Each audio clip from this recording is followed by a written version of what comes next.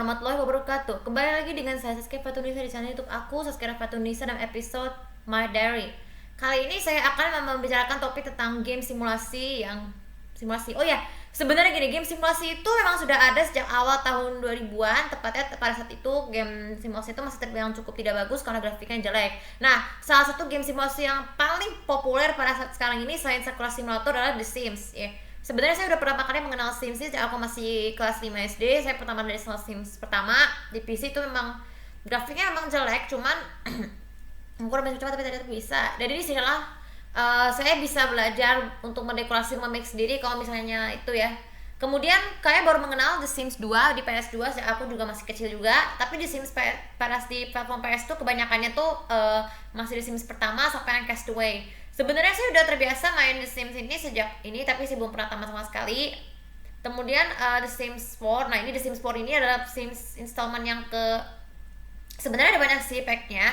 Cuman saya udah lama banget, 2 tahun lalu udah bikin postingan perencanaan uploadingnya pack satu persatu biar nanti pada saat mau install ulang harus pakai pack. Tapi saya belum pernah belum pernah pakai semua packnya karena memang terbatas. Nah, sebenarnya gini, game simulasi di Sims 4 ini sebenarnya juga banyak keuntungan, sudah mendapatkan manfaat selain kalau meskipun itu hanya terbilang terlalu rasis, tapi memang sebenarnya kalau dengan hati-hati kita bisa berkreasi dengan cerita kita sendiri ya, seperti kita bikin rumah terus kita membuat orang. Oh ya, di Sims updatean 4 ini sebenarnya punya banyak sekali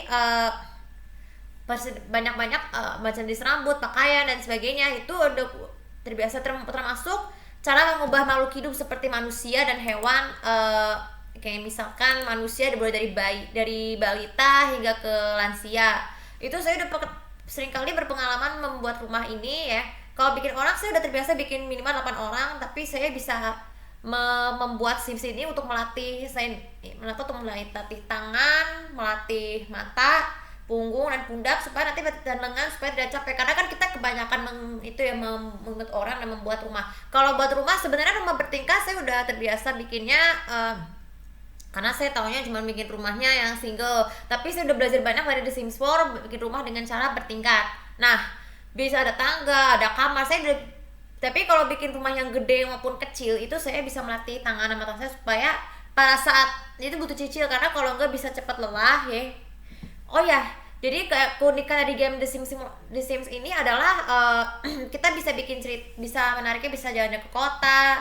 Dan kebetulan update terbaru di Sims 4 ini adalah kita bisa ke pondok sekaligus ke desa-desa di Eropa.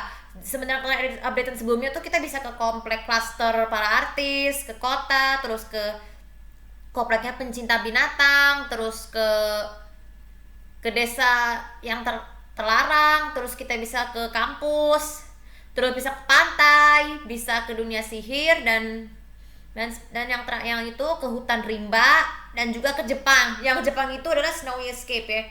Jadi gini, sebenarnya pengalamannya sudah lama banget, tapi saya pengen banget semua update-nya bisa ada di sini juga. Tapi saya udah berkali lihat video evolusi gimana sih cara hidupnya, dan saya tuh juga pengen tahu. Sebenarnya game simulasi ini sekarang banyak banget di upload ke YouTube memberikan sebuah cerita, tapi saya pengen udah nyobain tes percobaannya udah lama banget ya. Keunikan dari game Sims 4 selain disebut adalah kita bisa buat story, bisa kemudian disimpan di komputer, kemudian kita upload ke YouTube dan diedit ya. Banyak banget keuntungannya. Jadi kalau kita mengedit simulasi di game The Sims 4 yang bentuk video buatan kita sendiri, itu kita ada manfaatnya, yaitu kita buat cerita sesuka kita sendiri. Terus kemudian followernya lebih banyak. Jadi kalau misalnya buatan orang lain tuh nggak baik, kalau buatan kita sendiri ya tidak apa-apa, karena kan kita bisa main gamenya bisa sepuas hati, walaupun ini dekorasi cukup lama banget. Jadi kita butuh proses untuk pembuatan ini ya, sebelum melakukan proses pembuatan videonya. Kemudian video tersebut yang aku bilang tadi setelah disimpan langsung diupload, diedit ke Windows Movie Maker, terus ke YouTube, upload ke YouTube, terus bikin playlist di YouTube The Sims 4 The Story Series. Nah, kemudian selain saya juga perencanaan banget kalau The Sims 4 ini aku juga bikin buku ceritanya sesuai dengan ini.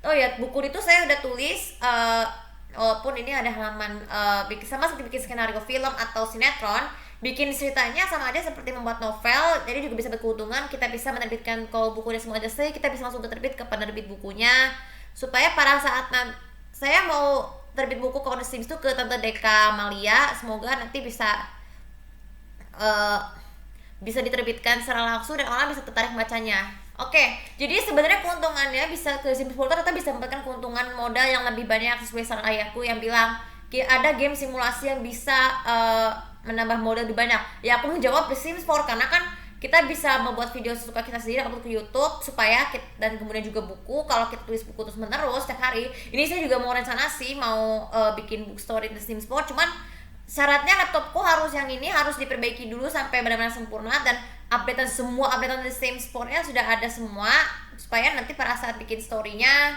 lebih enak, karena kan itu kan banyak proses, jadi kita butuh yang sesimpelnya aja supaya bisa lebih keuntungan lebih banyak, bisa dapat uang lebih banyak dari hasil nonton video ataupun menjual buku yang sudah dipublish ke toko buku ya. Oke, itu saja untuk video kali ini, semoga bisa manfaat. Mungkin sedikit informasi, nanti hari Sabtu sampai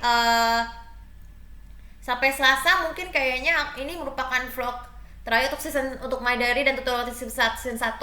Yang season keduanya akan dilakukan lagi mulai bulan Agustus, supaya karena soalnya kan banyak liburan, jadi saya bekerja ini harus batasi waktu antara liburan ya, karena kalau tidak libur kan bisa capek juga untuk menghemat waktu dan diri kita untuk bekerjanya. Pekerjaan jadi kerja itu juga gak ada liburnya ya. Oke, jangan lupa untuk komen, like, dan subscribe channel Bobo ini untuk mendapatkan info tentang aku. Terima kasih. Assalamualaikum warahmatullahi wabarakatuh.